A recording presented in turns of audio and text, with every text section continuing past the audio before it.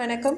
இன்னைக்கு விருச்சிக ராசிக்காரங்களோட திருமண யோகமும் வழிபட வேண்டிய கடவுளும் பற்றி பார்க்கலாம். விருச்சிக ராசிக்காரங்க பார்த்தோம்னா குரு பகவான் விருச்சிக ராசிக்காரர்களுக்கு சிறப்பான இடத்துக்கு வந்திருக்கிறாரு. இதன் காரணமாக பொருளாதாரம் மேம்படும், குடும்பத்தில் மகரகலமான சூழல் ஏற்படும். குரு பகவான் விருச்சிக ராசிக்காரங்களுக்கு மிக சிறப்பான இடத்துக்கு வந்திருக்கிறாரு. கடந்த ஒரு வருடமாக ஜென்மராசியில் இருந்த குரு தற்போது 2ஆம் இடத்துக்கு வந்துள்ளார். இதன் காரணமாக பொருளாதாரம் மேம்படும். புதிய முயற்சிகள் அனைத்திலும் வெற்றியை தேடித்தரும். சுப நிகழ்ச்சிகள் நடப்பதற்கு உறுதியாக அமையும். அடுத்து குடும்பத்தில் மங்களகரமான சூழல் ஏற்படும். 2ஆம் இடம் என்பது தனஸ்தாபம். இதனால் தனஸ்தாபத்தில் குரு சஞ்சரிக்கும் போது அதிகப்படியான பலன்களை வாரி வழங்குவார். என்றாலும் பொது இடத்துல விருச்சிக ராசிக்காரர்கள் வீண் விவாதங்களில் ஈடுபடாமல் அமைதி காப்பது நல்லது. குறிப்பாக சுப நிகழ்ச்சிகள் பற்றி பேசும்போது கவனமாக பேச வேண்டும். அடுத்து விருச்சிக ராசிக்காரங்களுக்கு குரு பகவானோட 5, 7, 9 இடம் பார்வைகள் சிறப்பாக அமைஞ்சிருக்கு. இது ஒருங்கிணைவதால் திட்டமிட்டபடி சுப நிகழ்ச்சிகள் நடந்தேறும்.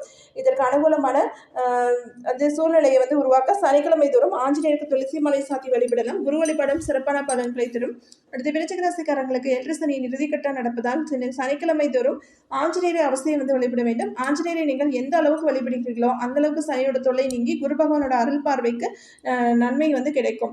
அடுத்து 7 சனி, அஷ்டம சனி, கண்டக சனி, அர்த்தாஷ்டம சனி அவதிப்படுவர்கள் அனுமனை சரணுடைய சனிதோஷம் நீங்கும்.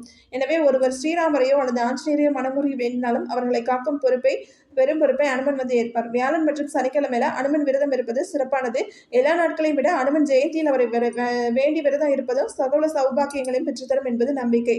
அவருக்கு பிடித்தமான உணவுகளை படைத்து வழிபடலாம். மாலையில் அருகில் இருக்கும் ராமர் அல்லது அனுமன் கோயிலுக்கு சென்று அனுமனுக்கு துளசிமலை சாத்தி வழிபட வேண்டும். வசதி இருந்த வெற்றில மலை வெண்ணெய் காப்பு சாற்றி வழங்கலாம். அனுமன் உணவு பிரியர், நன்றாக சாப்பிடுவார். அவருக்கு பொறி, அவல்கடலை, சர்க்கரை, வெண்ணெய், தேன், பானகம், இளநீர், பழங்கள், வாழைப்பழம் போன்றவற்றை நைவேத்தியமாக படைக்கலாம். அடுத்து ஆஞ்சநேயருக்கு வெண்ணெய் சாற்றி வழிபாட்டினால் நமக்கு துன்பங்கள் சூரியனை கண்டு இந்த வெண்ணெய் உருகிறது மாதிரி அது மாதிரி நம்மளுடைய துன்பங்கள் உருகிறோம் அப்படிங்கிறது ஒரு ஐதீகம். அடுத்து குழந்தை பாக்கியம் இல்லாதவங்களுக்கு புத்திர பாக்கியம் கிடைக்கும். துளசி மாலை சாற்றினால் பாவங்கள் நிவர்த்தி அடையும். வடை மாலை சாற்றினால் வழக்குகளில் வெற்றி கிட்டும் என்பது நம்பிக்கை. அவருக்கு வெற்றிலை மாலை சாற்றினால் தடை நீங்கி கன்னி பெண்களுக்கு விரைவில் திருமணம் நடக்கும். அவருக்கு ஸ்ரீராம ஜெயம் எழுதி மாலை சுட்டி போட்டால் அனைத்து செயல்களும் வெற்றடையும், தோஷம் நீங்கும். முடிந்தவர்கள் சனிக்கிழமை தோறும் விரதம் இருக்கலாம். ஒரு தடவை திருநள்ளாறு தலத்துக்கு சென்று சனீஸ்வர பகவானை வழிபட்டு வரலாம்.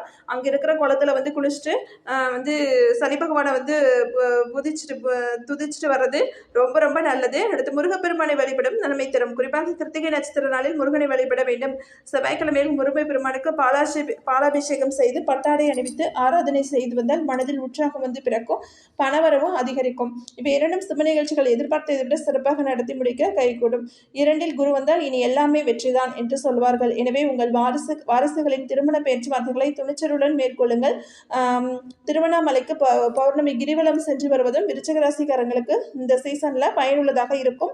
கிரிவலம் செல்ல இயலாதவர்கள் பிரதோஷ காலத்துல நந்திக்கு அபிஷேகம் செய்வதற்கு பொருட்கள் வாங்கி கொடுக்கலாம்.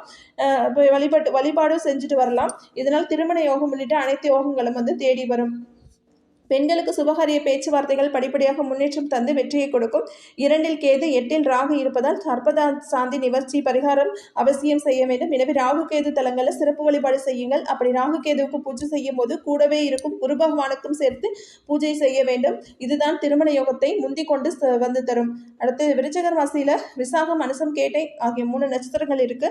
விசாக நட்சத்திரக்காரங்கள் ஆலங்குடி குரு பகவானை வழிபட வேண்டும். கேட்டை நட்சத்திரத்தில் பிறந்தவர்கள் திருப்பஞ்சலியில் உள்ள ஞானேஸ்வரர் விஷாலாட்சி அம்மனை வழிபட வேண்டும். அடுத்து அனுஷ நட்சத்திரத்தில் பிறந்தவங்க திருநள்ளாறு சனி பகவானை வழிபட்டால் உங்களுக்கு கிடைக்கும் அபரிதமான மங்கள யோகத்தை யாராலும் தடுக்க முடியாது. நன்றி, வணக்கம்.